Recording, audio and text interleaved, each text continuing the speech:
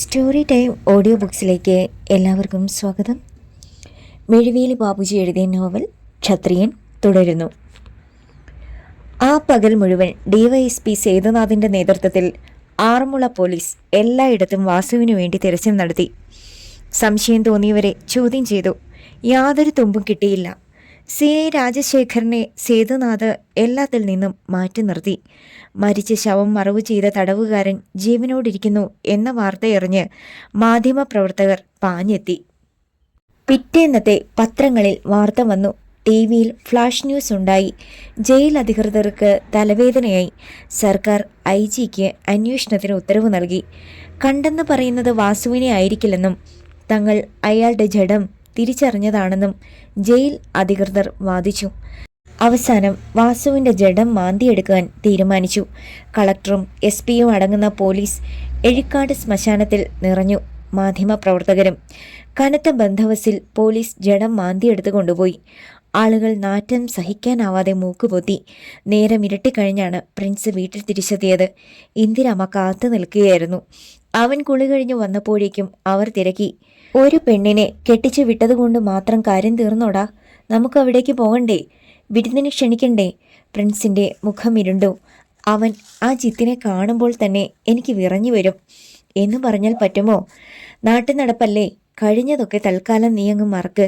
അല്ലെങ്കിൽ പിന്നെ ഇത്ര വൃത്തികെട്ടവനെ കൊണ്ട് അവനെ കെട്ടിച്ചതെന്തിനാ? അതിന് ഉത്തരമില്ലായിരുന്നു പ്രിൻസിന്. ഒക്കെ തൻ്റെ ചിന്തയില്ലായ്മ കാരണം പറ്റിപ്പോയതാണെന്ന് അവന് തോന്നി തുടങ്ങിയിരുന്നു. തൽക്കാലം മറുപടി പറഞ്ഞില്ലെങ്കിലും പിറ്റേന്ന് തന്നെ ഏതാനും ആളുകളെയും കൂട്ടി അമ്മയോടൊപ്പം പ്രിൻസും പോയി കുടനടയ്ക്ക്. സത്യജിത്ത് മനഃപൂർവ്വം പ്രിൻസിനെ അവഗണിച്ചു. അവൻ പക്ഷെ അത് ശ്രദ്ധിച്ചതായി ഭാവിച്ചില്ല. എന്നാൽ ശ്വേത നിറകണ്ണുകളോടെ അവൻ്റെ അടുത്തെത്തി. എന്തോ പറയാൻ ചുണ്ടനക്കിയപ്പോഴേക്കും സത്യജിത്തിൻ്റെ വിളി വന്നു. സങ്കടത്തോടെ അവൻ്റെ മുഖത്തേക്ക് നോക്കി നിന്നിട്ട് ശ്വേത പോയി. ചടങ്ങ് പോലെ തന്നെ പെണ്ണിനെയും ചെറുക്കനെയും വീട്ടിലേക്ക് വിളിച്ചിട്ട് അവർ മടങ്ങി. 2 നാൾ കഴിഞ്ഞാണ് ശ്വേതയും ജിത്തും ഈട്ടിക്കാട്ടിലെത്തിയത്. ഇന്ദിരാമ്മ മകളെയും മരുമകനെയും ഹൃദ്യമായി തന്നെ സ്വീകരിച്ചു. അവിടുത്തെ അന്തരീക്ഷത്തിന് അസ്വസ്ഥത തോന്നി തുടങ്ങിയപ്പോൾ തന്നെ പ്രിൻസ് ബൈക്കിൽ പുറത്തേക്ക് പോവുകയും ചെയ്തു. കർണൻ്റെയും ഉദയൻ്റെയും മറ്റും കൂടെ ഇരുന്നിട്ട് അവൻ മടങ്ങുമ്പോൾ 10:30 കഴിഞ്ഞിരുന്നു. സത്യജിത്ത് ഉറങ്ങിക്കാണുമെന്നും അവൻ്റെ ദുർമുഖം കാണേണ്ടി വരില്ലെന്നുമായിരുന്നു കണക്കുകൂട്ടൽ. പക്ഷേ ഗേറ്റ് കടന്നതും അവൻ ബ്രേക്ക് അമർത്തി. ആ നെറ്റി ചുളിഞ്ഞു. മുറ്റത്ത് 2-3 വാഹനങ്ങൾ കിടക്കുന്നു. അതിനപ്പുറം സിറ്റൗട്ടിൽ നിന്ന് ഉച്ചത്തിലുള്ള സംസാരവും ചിരിയും കേൾക്കാം. പ്രിൻസ് ബൈക്ക് അല്പം കൂടി മുന്നോട്ട് നീക്കി നിർത്തി. സിറ്റൗട്ടിലേക്ക് നോക്കി. ഒരു ഞെട്ടൽ. വിശ്വസിക്കാനാവുന്നില്ല. പിന്നെയും നോക്കി. സത്യമാണ്, സിറ്റൗട്ടിൽ വട്ടമിട്ടിരുന്ന് തിന്നുകയും മദ്യപിക്കുകയും ചെയ്യുന്ന കുറേ പേർ. തീ പിടിച്ച അവൻ്റെ കണ്ണുകൾ ഓരോ മുഖത്തെയും തൊട്ടൊഴിഞ്ഞു. ഡിവൈഎസ്പി സേതുനാഥ്, ഇറപ്പുഴ സലീമും അനുജന്മാരും, ജനു തങ്കച്ചിയും ടോണിയും നകുലനും, പിന്നെ സത്യജിത്തും. അകത്തുനിന്ന് ഒരു പാത്രത്തിൽ എന്തോ കൊണ്ടുവന്ന് സത്യജിത്തിന് നേരെ നീട്ടുന്ന ശ്വേത. ആ ടീപ്പോയിലേക്ക് വെക്കടി. ഇവരാരും നമുക്ക് അന്യരല്ല, നമ്മുടെ സ്വന്തക്കാരാണ്.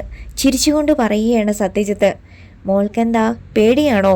കുഴഞ്ഞ ശബ്ദത്തിൽ സേതുനാഥ് തിരക്കുന്നു. ശ്വേത പാത്രം ടീപ്പോയിൽ വെച്ചിട്ട് പെട്ടെന്ന് പോകാൻ ഭാവിക്കുമ്പോൾ ജിത്ത് തടയുന്നു. അവിടെ നിൽക്കടി. അതിഥികളെ സൽക്കരിക്കേണ്ടത് ആതിഥേയരുടെ ജോലിയാ. അഗ്നിക്കും ഗർത്തത്തിനുമിടയിൽ എന്നവണ്ണം ശ്വേത പതറി നിൽക്കുന്നു. ഇനി അത് നോക്കി നിൽക്കാനുള്ള ക്ഷമയില്ലായിരുന്നു പ്രിൻസിന്. എടാ!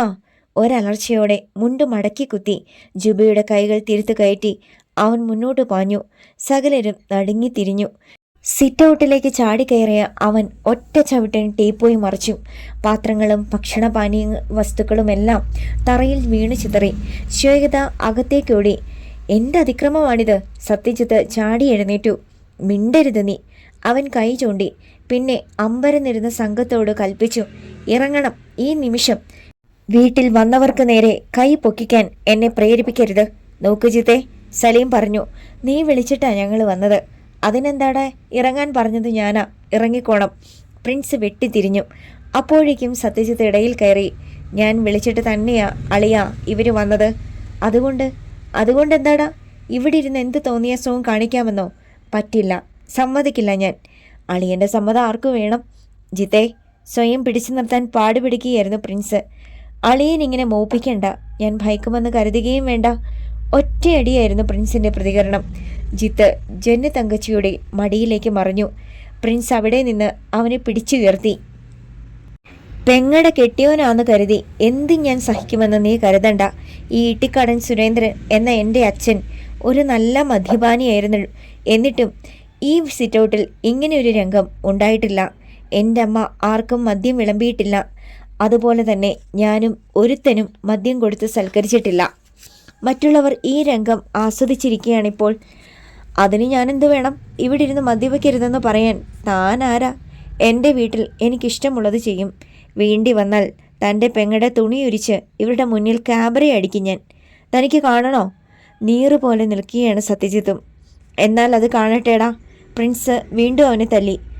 പക്ഷേ അപ്പോഴേക്കും അവൻ വിളിച്ചു പറഞ്ഞു, സേതുനാഥ് സാറേ, എൻ്റെ വീട്ടിൽ കയറി പ്രശ്നം ഉണ്ടാക്കുന്ന ഇവനെ വെറുതെ വിടരുത്. സേതുനാഥും നകുലനും കൂടി പ്രിൻസിനെ വട്ടം പിടിച്ചു.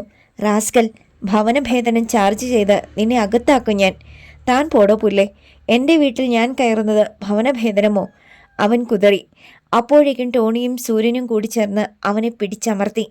വല്ല വിധേനയും പ്രിൻസിൻ്റെ കയ്യിൽ നിന്ന് കുതറി മാറിയ സത്യജിത്ത് ആക്രോശിച്ചു. ഈ വീടും സ്ഥലവും എൻ്റെ പേരില. നിനക്ക് നിൻ്റെ അമ്മയ്ക്ക് വേണമെങ്കിൽ ഏതെങ്കിലും മൂലയ്ക്ക് കഴിയാം.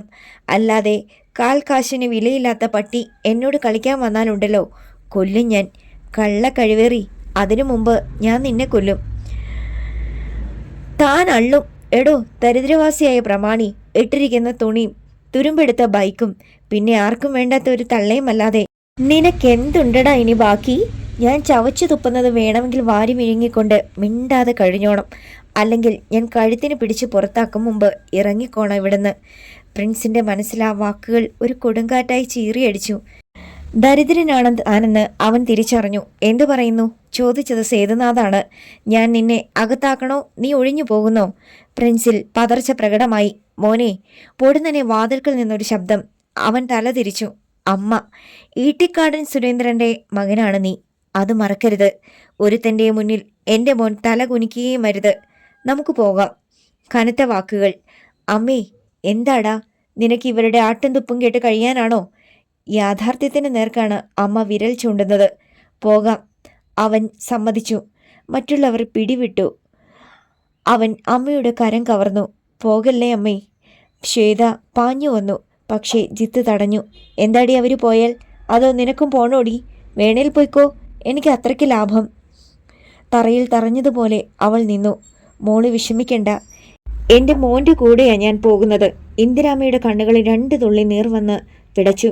ഇത്രയും കാലം താൻ കഴിഞ്ഞ ആ വീടിൻ്റെ ഉള്ളിലേക്ക് നോക്കിയിട്ട് ഇന്ദിരാമ്മ പ്രിൻസിൻ്റെ ഒപ്പം ഇറങ്ങി. മുറ്റത്ത് നിന്ന് പ്രിൻസ് തിരിഞ്ഞു നോക്കി പറഞ്ഞു, എടാ സത്യജിത്തെ, കൂടെ ഇരിക്കുന്ന നായിൻ്റെ മക്കൾ നിന്റെ അമ്മയുടെ സാമന്തക്കാരാണെന്ന് ഇപ്പം നീ കരുതും. പക്ഷേ അവരെ തിരിച്ചറിഞ്ഞിട്ട് ഒരിക്കൽ നീ വരും എൻ്റെ കാൽക്കലേക്ക് തന്നെ. അവൻ മിണ്ടിയില്ല. മറ്റുള്ളവരോടായി പ്രിൻസ് തുടർന്നു. എല്ലാം കളഞ്ഞ് പരാജയം സമ്മതിച്ച് പടിയിറങ്ങിയാണ് ഈട്ടിക്കാടൻ പ്രിൻസെന്ന് ഒരുത്തനും കരുതല്ലേ. അക്കമിട്ട് തരും ഞാൻ ഓരോരുത്തർക്കും. എൻ്റെ അപ്പൻ ജയിലിൽ നിന്നിറങ്ങുന്ന അന്ന് ഈ വീട്ടിൽ തന്നെയാകും ഞങ്ങൾ താമസിക്കുക. കൈവിട്ടു പോയെന്ന് കരുതിയതൊന്നും അങ്ങനെയല്ലെന്നും ഞാൻ തെളിയിക്കും. ഇനി എനിക്കതിന് കഴിഞ്ഞില്ലെങ്കിൽ അച്ഛൻ പുറത്തിറങ്ങുന്ന അന്ന് നിൻ്റെയൊക്കെ മുന്നിൽ വെച്ച് ഞാൻ പരസ്യമായി പെട്രോൾ ഒഴിച്ച് സ്വയം കത്തിച്ചാകുമിട നായിൻ്റെ മക്കളെ. സത്യം. അവൻ്റെ ആ വാക്കുകൾ അവരുടെ ഹൃദയത്തിൽ തട്ടി പ്രതിധ്വനിച്ചു. പ്രകൃതി നടുക്കത്തിൽ നിശബ്ദതയിൽ ആണ്ടുപോയി. പ്രിൻസും ഇന്ദിരാമ്മയും ബൈക്കിനടുത്തെത്തി. പെട്ടെന്ന് ഒരാവേശത്തോടെ ശ്വേത സത്യജിത്തിൻ്റെ കൈ തട്ടിമാറ്റി പുറത്തേക്ക് ഓടി വന്നു. ഇങ്ങനെയൊക്കെ സംഭവിച്ചതിൽ എന്നെ ശപിക്കരുത് രണ്ടുപേരും. അവൾ പൊട്ടിക്കരഞ്ഞു. പ്രിൻസ് പെങ്ങളെ നെഞ്ചോട് ചേർത്തു. വിഷമിക്കരുത്. ഈട്ടിക്കാടൻ സുരേന്ദ്രൻ്റെ മകളാണ് നീ. കരയരുത്. ഇവന്മാരുടെ ഭാഗത്ത് നിന്ന് എന്തെങ്കിലും ബുദ്ധിമുട്ടുണ്ടായാൽ ഉടൻ അറിയിക്കണം. ഭൂമിയിൽ എവിടെയാണെങ്കിലും ഓടിയെത്തും ഞാൻ. പ്രിൻസ് ശ്വേതയെ തന്നിൽ നിന്ന് അടർത്തി മാറ്റി. പോയിക്കോ. അനന്തരം അവൻ ബൈക്കിൽ കയറി. പിന്നിൽ ഇന്ദിരാമ്മയും. പോട്ടെ. ബൈക്ക് ഗേറ്റ് കടന്ന് പോകുന്നതുവരെ അവൾ നോക്കി നിന്നു. പിന്നെ കുനിഞ്ഞ ശിരസ്സുമായി മടങ്ങി. എന്താ തിരിച്ചു പോന്നത്? പോയിക്കൊള്ളാൻ മേലായിരുന്നോ അവരുടെ കൂടെ? സത്യജിത്ത് പരിഹസിച്ചു. ഒന്നും പറയാതെ ഒരു ചലിക്കുന്ന യന്ത്രമായി അവൾ അകത്തേക്ക് നടന്നു. പിന്നെ നെഞ്ചു പൊടിയുന്ന സങ്കടത്തോടെ കിടക്കിയിലേക്ക് വീണു. സൂക്ഷിക്കണം, സേതുനാഥ് സത്യജിത്തിനോട് പറയുകയായിരുന്നു. പണത്തിന് മാത്രമേ അവന് കുറവുള്ളൂ. ആരോഗ്യത്തിലും ചങ്കുറപ്പിൻ്റെ കാര്യത്തിലും അവൻ മുന്നിൽ തന്നെയാണ്. അത് നേരാണെന്ന് ജിത്തിനും അറിയാം. പക്ഷേ സലീം പറഞ്ഞു, നമ്മൾ ഒറ്റക്കെട്ടായിട്ട് നിൽക്കുമ്പോൾ അവന് ചെറുവിരൽ അനക്കാൻ പോലും കഴിയില്ല. നാളെ മുതൽ ഞാൻ പുതിയ തന്ത്രങ്ങൾ മെനഞ്ഞു തുടങ്ങുകയാ. അവരങ്ങനെ സംസാരിച്ചു കൊണ്ടിരിക്കുമ്പോൾ പ്രിൻസ് അമ്മയെയും കൊണ്ട് ഗോപിയുടെ വീട്ടിലെത്തിയിരുന്നു. അമ്മയെ കണ്ടപ്പോൾ ഗോപിക്ക് അത്ഭുതം. ഇതെന്താ പ്രമാണി ഈ രാത്രിയിൽ? പറയാം.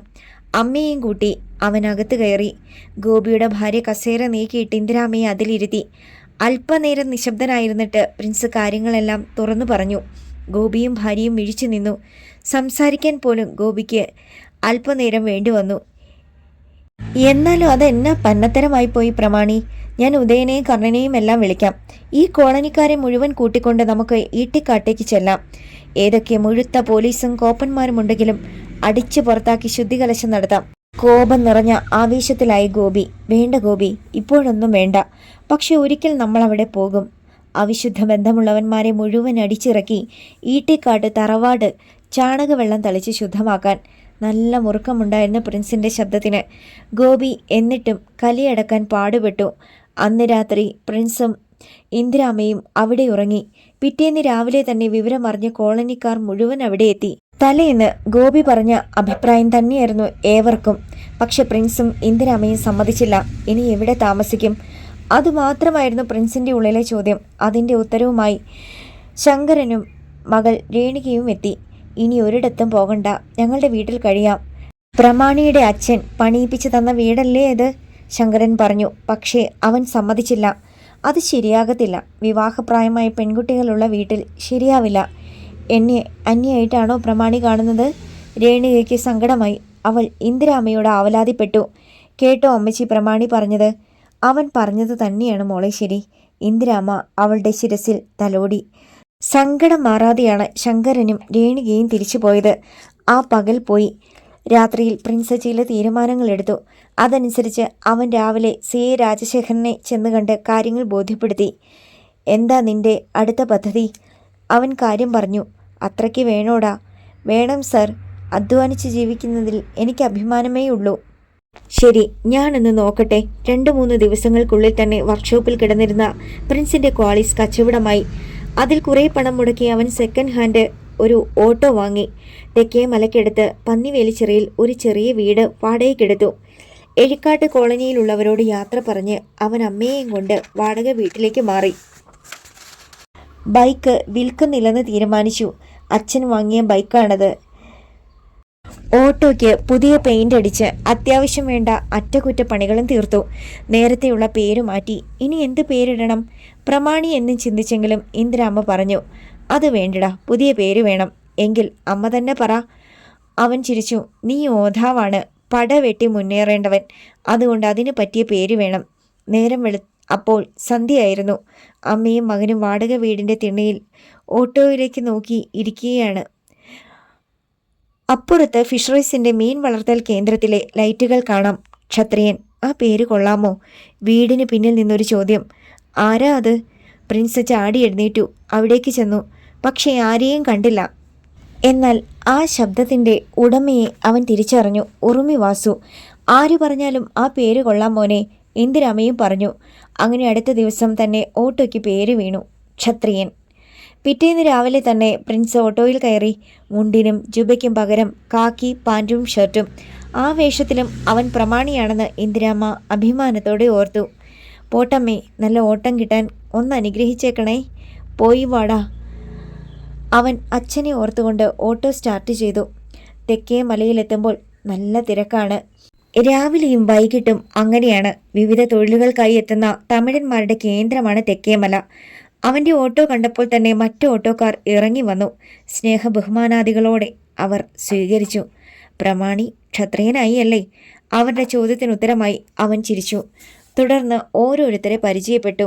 താഴെപ്പറമ്പിൽ മോൻസി, ചിറയിൽ അമ്പോറ്റി, അജീഷ്. ഇനിയും ഒത്തിരി പേര് വരാനുണ്ട്. മോൻസി പറഞ്ഞു. ഒക്കെ ഞാൻ പരിചയപ്പെടാം. പ്രിൻസ് ക്യൂവിൽ ഏറ്റവും പിന്നിലായി പാർക്ക് ചെയ്തു. രാവിലെ നല്ല ഓട്ടോ ഉണ്ടായിരുന്നു. ഓരോ വണ്ടി പോകുന്നതനുസരിച്ച് അവനും ഓട്ടോ മുന്നോട്ട് നീക്കിക്കൊണ്ടേയിരുന്നു. പെട്ടെന്ന് സെൽഫോൺ ശബ്ദിച്ചു. അവൻ അതെടുത്ത് കാതോട് ചേർത്തു. ഹലോ, ഞാനാ. ഉറുമി വാസുവിൻ്റെ ശബ്ദം. എന്താ വാസു? നേരത്തെ പ്രമാണിയെ പേടിച്ച് ലീവ് എടുത്തു പോയ SI സത്യപാലൻ തിരിച്ചു വന്ന് ചാർജ് എടുത്തിട്ടുണ്ട്. നേരോ? ആ, എന്തോ ചരടുവലികൾ നടക്കുന്നതായ തോന്നുന്നത്. സൂക്ഷിക്കണം. വാസു എവിടുന്നാ? അപ്പോഴേക്കും ഫോൺ കട്ടായി. തൊട്ടു മുന്നിലെ ഓട്ടോകളെല്ലാം പോയി കഴിഞ്ഞു. ഒരു തമിഴ്നാട്ടുകാരി ചാക്കുമായി ഓട്ടോയിൽ വന്ന് കയറി. എങ്ങോട്ടാ? പൊന്നുംതോട്ടം. അവൻ ഓട്ടോ സ്റ്റാർട്ട് ചെയ്തു. കന്നി ഓട്ടമാണ്. പൊന്നുംതോട്ടം ക്ഷേത്രത്തിനടുത്തെത്തിയപ്പോൾ സ്ത്രീ ഇറങ്ങി. പൈസ കൊടുത്തു. ഈശ്വരനെയും അച്ഛനെയും മനസ്സിലോർത്തുകൊണ്ട് അവൻ അത് വാങ്ങി. സ്ത്രീ ഒരിടവഴിയിൽ മറഞ്ഞു. ഓട്ടോ തിരിക്കുന്നതിനിടയിലാണ് പ്രിൻസ് അത് കണ്ടത്. സീറ്റിന് പിന്നിലുള്ള ഭാഗത്ത് ഒരു വലിയ കടലാസ് പൊതിയിരിക്കുന്നു. ആ സ്ത്രീ മറന്നു വെച്ചതാകും. അവൻ വേഗമിറങ്ങി അവർ പോയ ഭാഗത്തേക്ക് നോക്കി. കണ്ടില്ല. ഇനി വൈകിട്ട് തെക്കേമലയിൽ തിരിച്ചെത്തുമ്പോൾ കൊടുക്കാം എന്ന വിചാരത്തോടെ മടങ്ങാൻ ഭാവിച്ചു.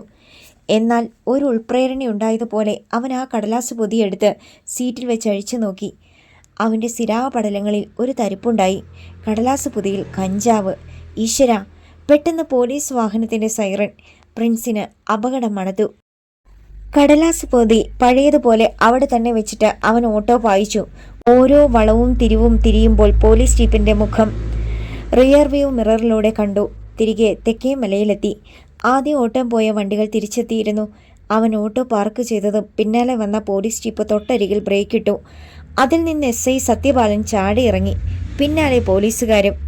ഈ കാഴ്ച കണ്ട് മറ്റു ഓട്ടോക്കാർ അമ്പരന്നു. പ്രിൻസ് ഒന്നും സംഭവിക്കാത്ത ഭാവത്തിൽ പുറത്തിറങ്ങി ഒട്ടോയിൽ ചാരി നിന്നു.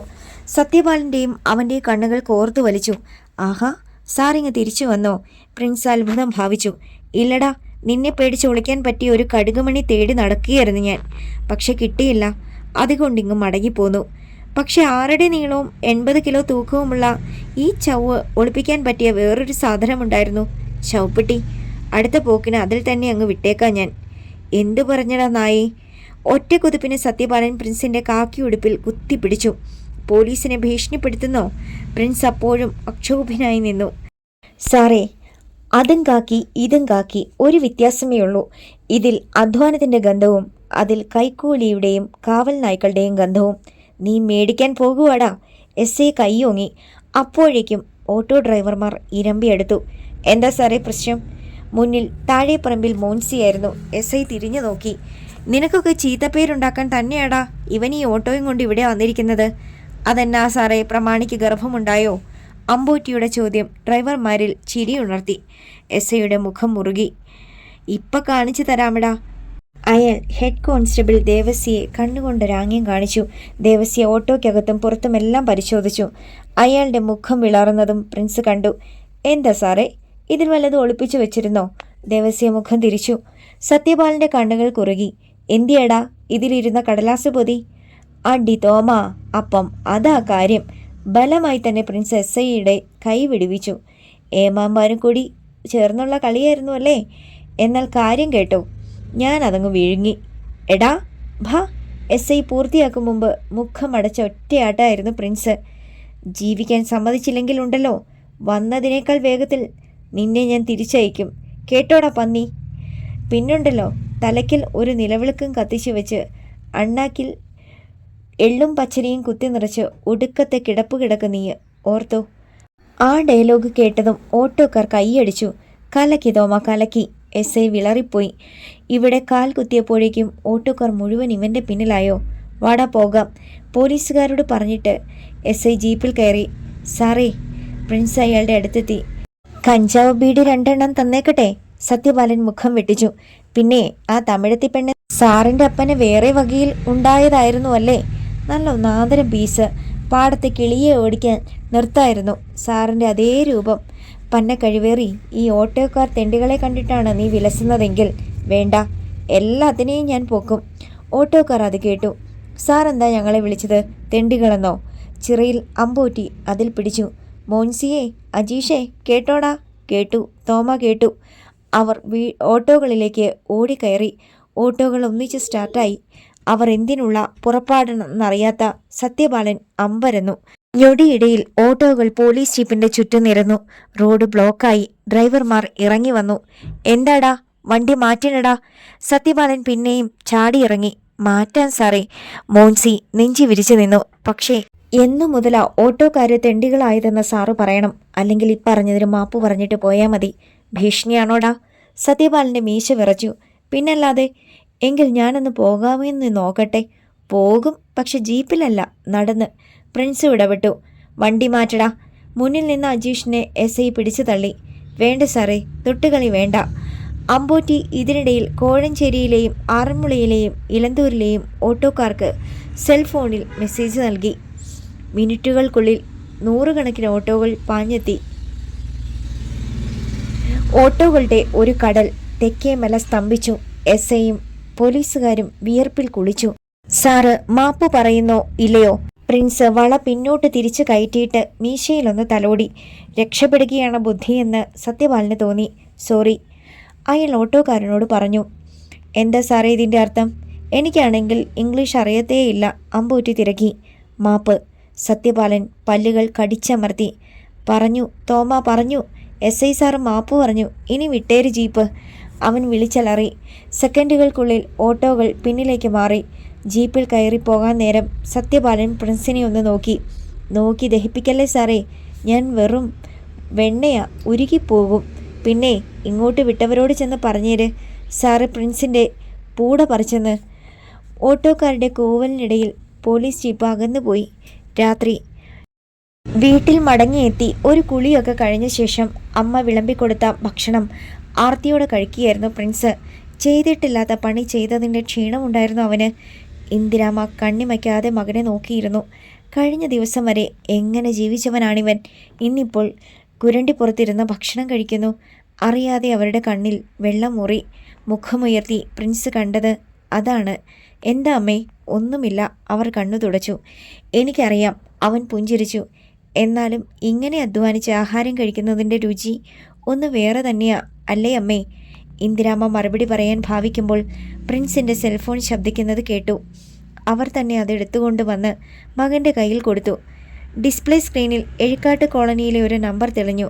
അവൻ ഫോൺ കാതോട് ചേർത്തു. പ്രമാണി, ഞാനാ. ഉദയൻ്റെ ശബ്ദം. എന്താടാ? ഞങ്ങൾ അവൻ്റെ ഒളിത്താവളം കണ്ടുപിടിച്ചു. ആരുടെ? മാലക്കര സണ്ണിയുടെ. പ്രിൻസ് ചാടി എഴുന്നേറ്റു.